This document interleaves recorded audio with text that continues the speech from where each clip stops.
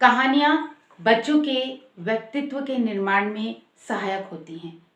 कहानियाँ बच्चों की ग्रोथ में भी बहुत महत्वपूर्ण भूमिका निभाती हैं और यही कहानियाँ सुनकर हम भी बड़े हुए हैं और ना जाने कहाँ आजकल की कहानियाँ खोती चली जा रही हैं क्योंकि बचपन मोबाइल में ही डूबा रहता है। हेलो पेरेंट्स, मेरा नाम है मधु और आज हम डिस्कस करेंगे कि हम बच्चों को कहानियाँ सुनाते समय किसी कहानी का चुनाव किस प्रकार करें जो कि उनके पर्सनालिटी डेवलपमेंट में सहायक हो। तो चलिए शुरू करते हैं। सबसे पहले पेरेंट्स, आपको कहानी अपने बच्चे के एज ग्रुप के अकॉर्डिंग सेलेक्ट करनी है। आपको देखना है कि आपका बच्चा कितने साल का है। अगर बच्चा छोटा है तो उसे उसकी रुचि के अनुसार यानी कि उसके इंटरेस्ट के अनुसार कहानी सुनाइए। जैसे कुछ बच्चे एनिमल्स ज़्यादा पसंद करते हैं, उनको उससे रिलेटेड कहानी सुनाइए। कुछ बच्चों को बर्ड्स पसंद है, उससे रिलेटेड। कुछ बच्चों को फ्रूट्स वगैरह की कहानियाँ ज़्यादा अच्छी लगती हैं, कुछ को फेरी टेल्स अच्छी लगती हैं।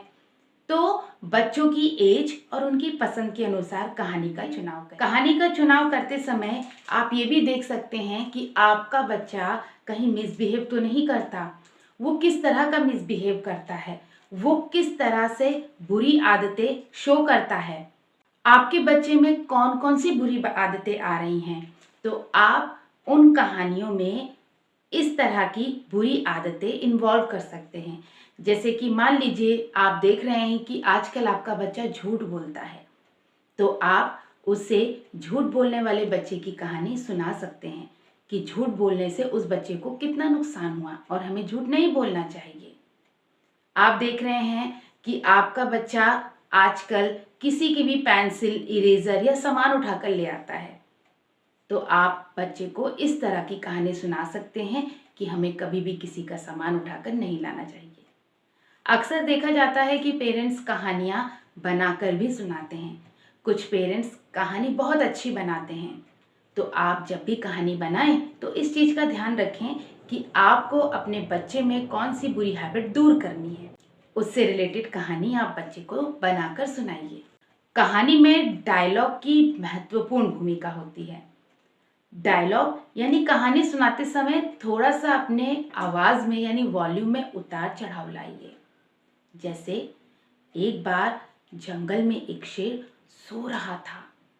अचानक चूहा उसकी पीठ पर चढ़ा और शेर जागा और चिल्लाया। इस तरह से आप वॉइस की मॉड्यूलेशन लाइए। बच्चे बहुत इंटरेस्ट लेते हैं। कहानी में कोई कैरेक्टर रो रहा है तो आप रो के दिखाइए। कोई भयानक हंसी हंस रहा है तो आप उस तरह हंस कर दिखाइए। आप उस कैरेक्टर में इन्वॉल्व हो जाइए। अगर आप शेर की कहानी सुना रहे हैं तो शेर बन जाइए। अगर आप बूढ़ी औरत की कहानी सुना रहे हैं तो उसकी तरह रिएक्ट करिए। आप उस कहानी के कैरेक्टर बन जाइए।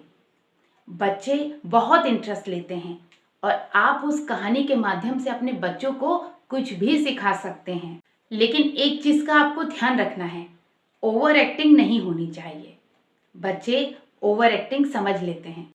एक्ट करिए लेकिन ओवर ना हो, इस चीज़ का आप ध्यान रखिए। बच्चों को इमेजिनेशन में खो जाने दीजिए। आप जैसे किसी सीन को बता रहे हैं कि एक फेरी थी, वो आसमान में रहती थी, वहाँ पर घने बादल थे, दूध जैसे सफ़ेद बादल थे, वहाँ पर बहुत सुंदर सुंदर फूल थे।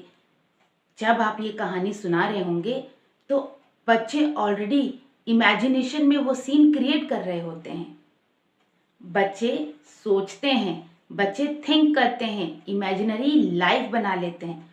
ये बच्चों के माइंड के ग्रोथ में भी बहुत इम्पॉर्टेंट होती है। एक चीज़ का हमेशा ध्यान रखें, बच्चों को कहानी सुनाने के बाद उस कहानी से क्या लेसन मिला, क्या सीख मिली, बच्चों को ये ज़रूर समझाइए। कहानी सुनने के बाद बच्चे जब ये जानेंगे कि हमें ऐसा काम नहीं करना चाहिए तो वो नहीं करेंगे। याद रखिए, कहानी अक्सर हम सोते वक्त सुनाते हैं। बच्चे कहानी सुनते वक्त जो सीख लेते हैं उसके बाद वो सो जाते हैं। बच्चे के अनकॉन्शियस माइंड में वो फीड हो जाता है और जब बच्चा रिएक्ट करता है किसी चीज़ के लिए तो तुरंत उसे वो कहानी याद आती है कि मुझे ऐसा नहीं करना चाहिए। बच्चा अपने ऊपर कंट्रोल पाना सीख जाता है। तो फिर क्यों ना हम फिर से अपने बच्चों को सोते वक्त कहानियाँ सुनाना शुरू कर दें, जैसे हम सुना करते थे अपने मम्मी पापा से।